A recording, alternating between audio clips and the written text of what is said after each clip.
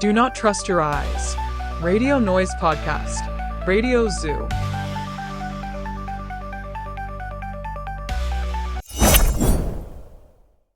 It is often asserted that China remains unperturbed by Trump's tariffs, owing to its vast internal consumer market.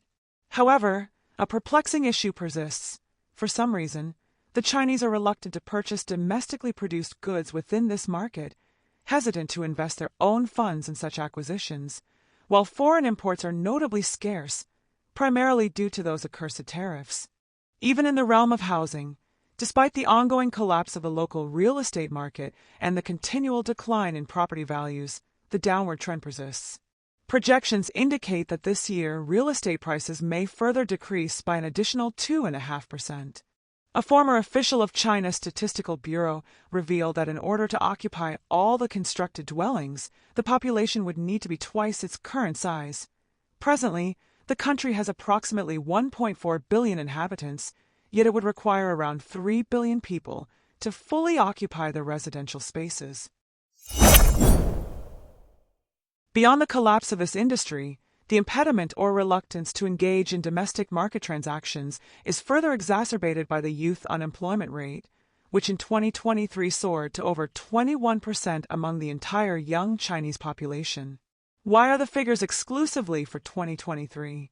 The reason lies in the Chinese authorities' tendency, whenever a situation approaches crisis or catastrophe, to immediately seal off statistical data completely, so that even indirect calculations cannot reveal the true state of affairs.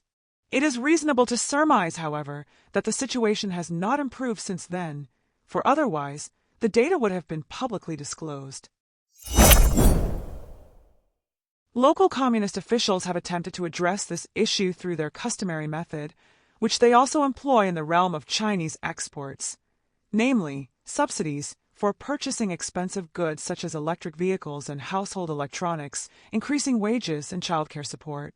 The underlying idea behind encouraging the purchase of household electronics and childcare may be that such investments, along with a new apartment, are well suited for young families.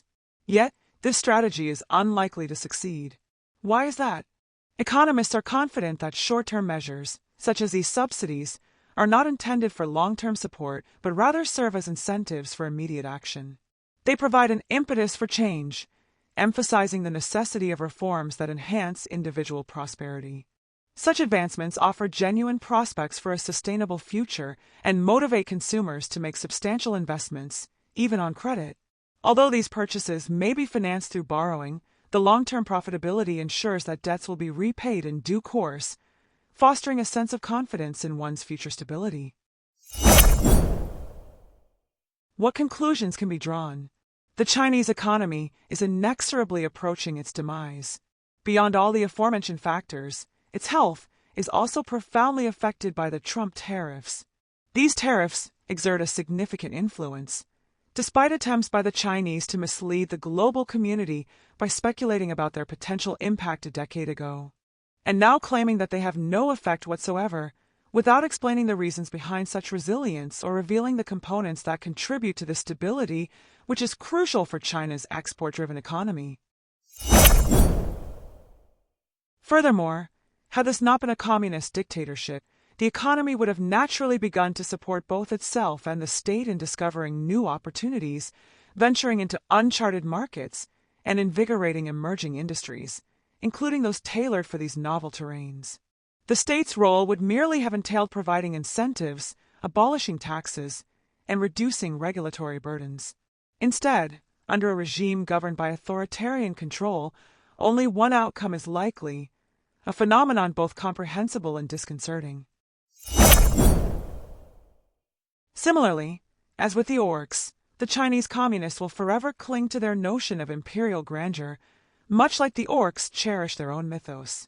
True, their former vast territories are largely occupied by brothers from the periphery, yet the presence of nuclear arsenals ensures a precarious sense of security.